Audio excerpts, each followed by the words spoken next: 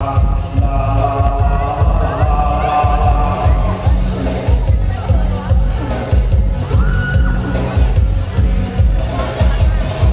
อไป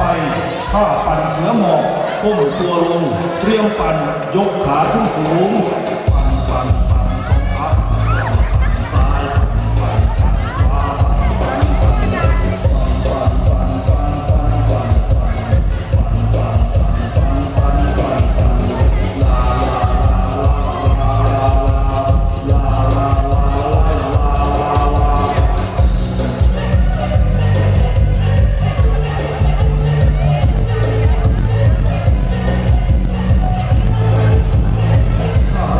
ท่าโบกแท็กซี่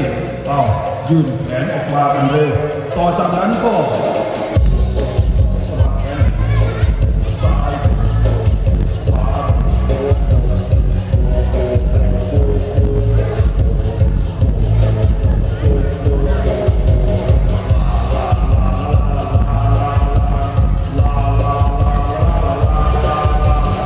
ท่าต่อไป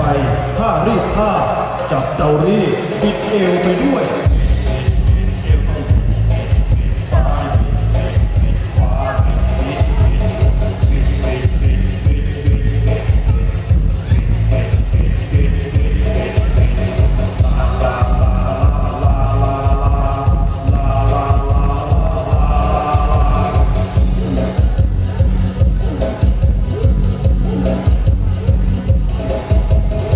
ต่อไป